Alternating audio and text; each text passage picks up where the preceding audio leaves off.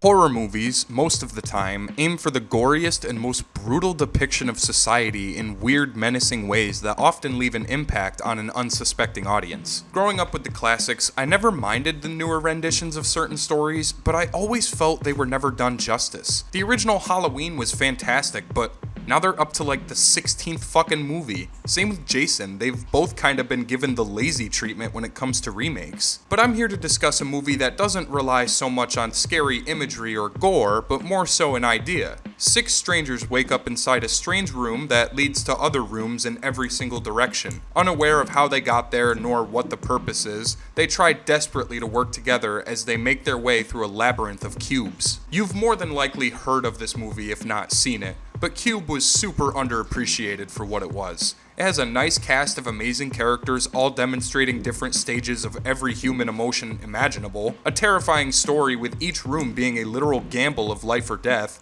and unsuspecting twists that unravel more and more like a razor wire trap. If you haven't seen this movie, please do so now. I don't care if you gotta borrow a copy from your dad or something, just watch it. Otherwise, consider this your spoiler warning. Cube was a lot more than just 6 strangers stuck inside a labyrinth. It had emotional characters, gritting dialogue, amazing cinematography, and a twist ending that I don't think anyone would have expected from the storytelling. At first, the movie showcases Quentin, a troubled police officer with a dark past of talking to underage girls and abusing his wife. He is immediately given the spotlight as he assists the other survivors by gathering them in the same room to learn about who they are and where they are. Quentin is also a very heroic character in the beginning and is made to be the main protagonist. Although he's a little hot-headed and impatient, he definitely relies a lot on the help of the others to get by, and briefly sympathizes for some. He's introduced to Holloway, a doctor that lives with a heart of gold, Worth, a nihilist with depression, Renz, an infamous escape artist, and Levin, a teenager with Einstein levels of genius. You might be wondering why these characters that come from many different walks of life would be put into a situation like this.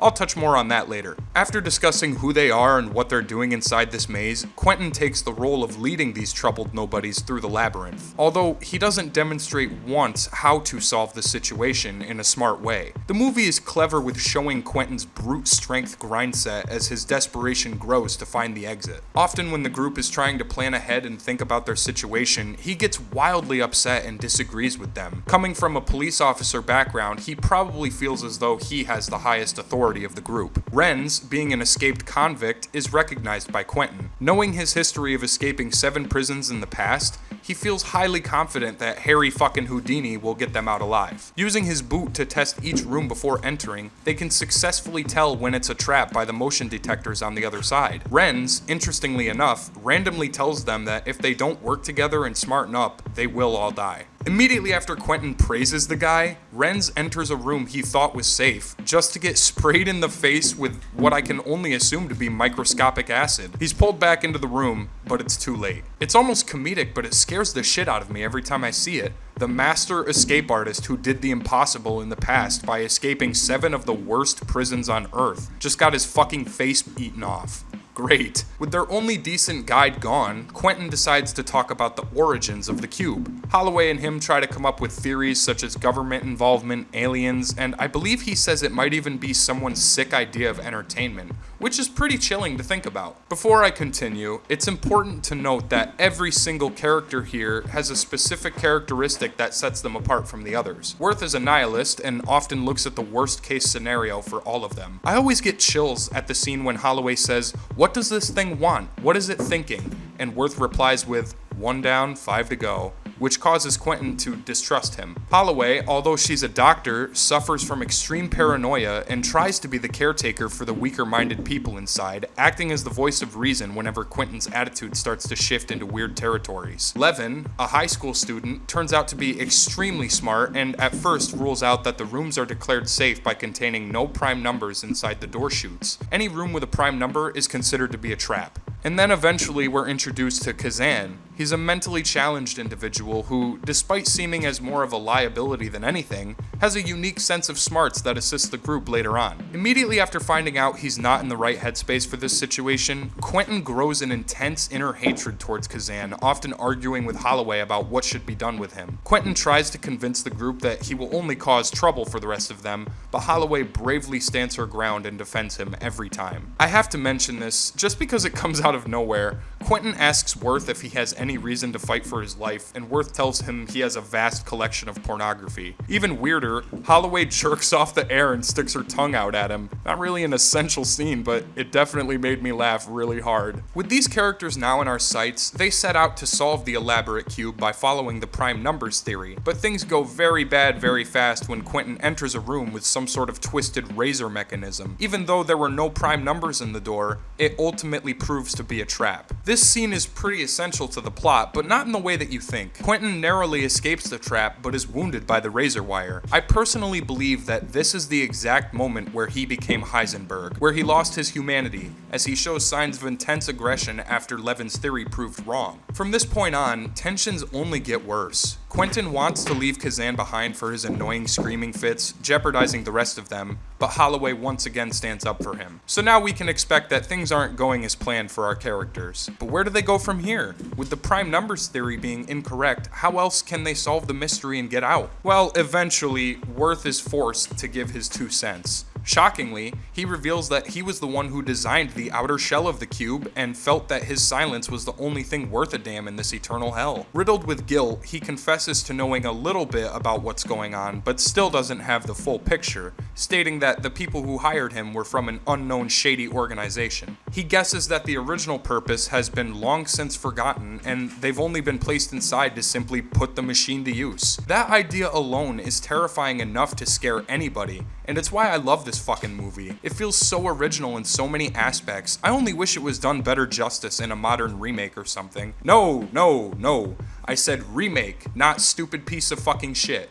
Pardon my French. While discussing the size of the cube and how many rooms they have around them, Quentin grows angrier and resents everyone around him, focused solely on escaping. Levin deduces that the numbers may be correlated to Cartesian coordinates, which eventually leads them to a room surrounded by traps in all directions. With no other way forward, Quentin decides the group should cut through a sound-activated trap just to see if they progress any further. This entire scene is fucking phenomenal. There isn't a single audible sound besides the characters struggling to move as quietly as possible. No music either, which makes the hairs on my balls stiffen.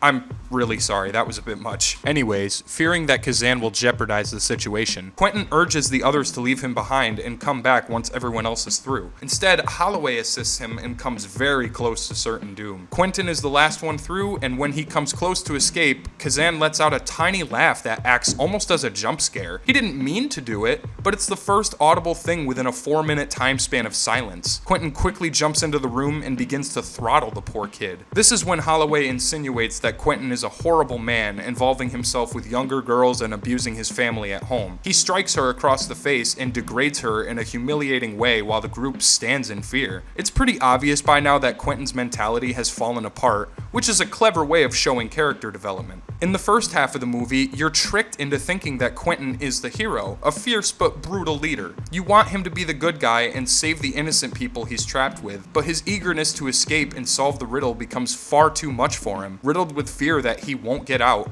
his frustrations are expunged externally among the others. Eventually, the group does reach the very edge of the giant cube. There isn't a door in sight anywhere, and a fall from this height means certain death. But Holloway, being one of the lightest members here, insists that she does it. Together, they tie a bunch of their shirts in one long rope and wrap it around her waist, gently lowering her out of the door. She doesn't get very far before she decides to try and swing to the other side. And you can kinda guess how this goes. On her third jump, the cube shakes and the group loses their grip of the rope. Quentin heroically jumps after it and catches it just in time to save Holloway. The two of them lock hands and share a laugh when suddenly...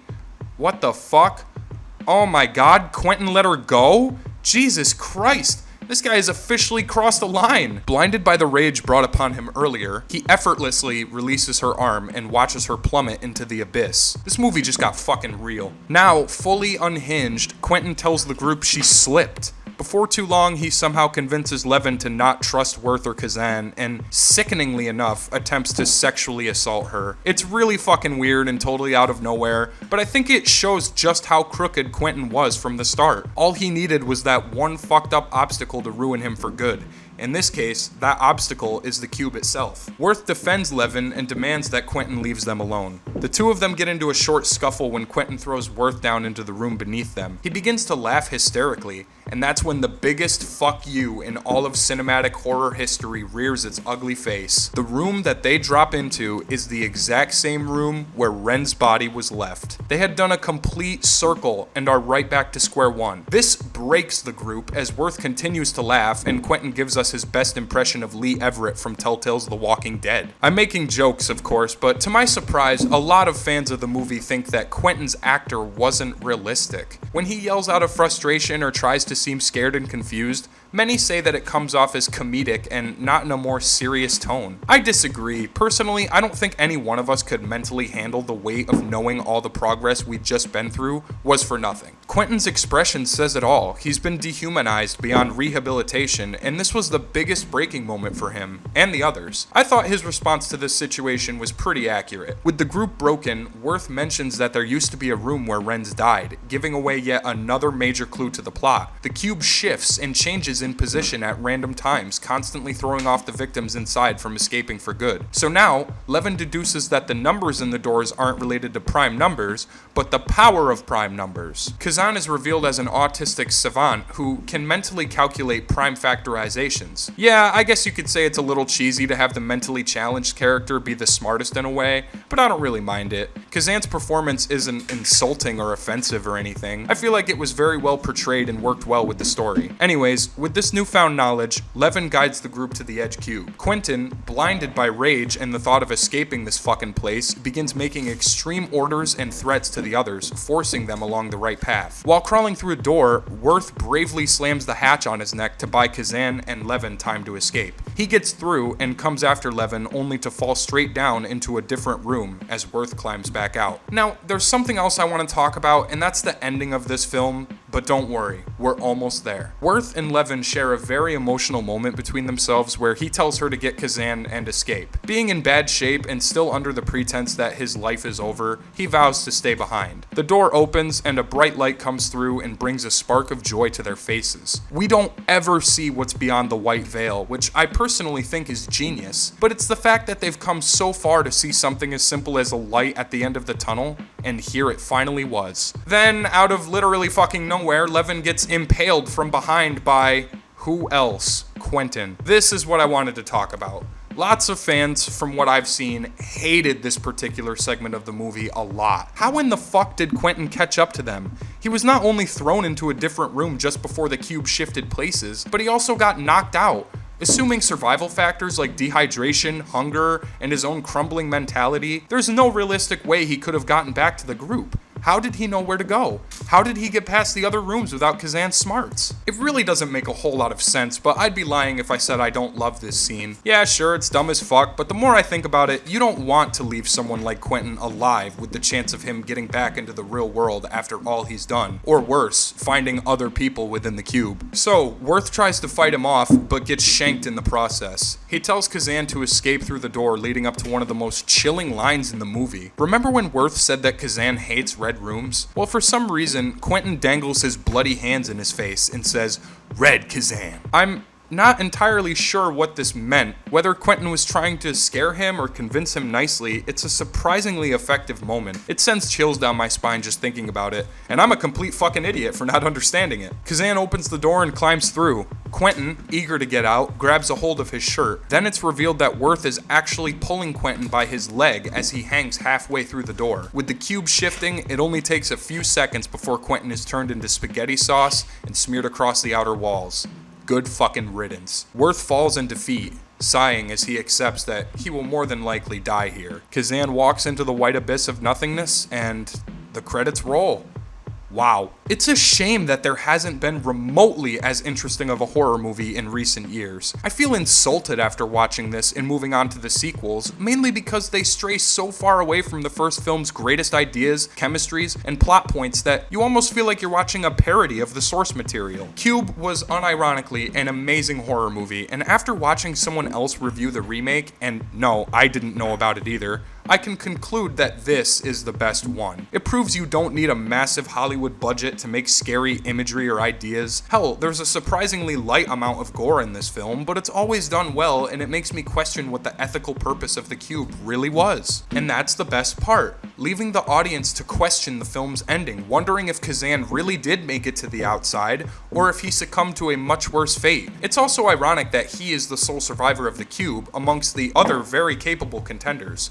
Perhaps it's a message. So yeah, there's a lot of reasons why I wanted to discuss this movie with you guys today. It's got excellent writing and very strange writing at times, but hey, it can't all be perfect. The characters were believable and put up to the ultimate challenge, trusting one another in a dire situation. While many of their minds broke, others remained intact all the way to the end, doing what they felt was right. In the end, we have an excellent horror movie with excellent execution. Don't worry, I do plan on talking about the sequels to Cube eventually, but I'm not looking forward to it. I watched Cube 2 as a young kid, so I don't remember much about it off the top of my head other than how terrible it was. But the other night, I was curious and checked out Cube 0. It still ruins the original's premise, but introduces a couple of interesting ideas. Another day, as I have much more to do. And guys, please be patient. I know I probably have said this a million fucking times. The Batman video is coming, but it is a very long game, so it might take me a bit longer than usual. Thanks so much for watching, everybody, and as always, I'll see you next time. One down, 4 to go.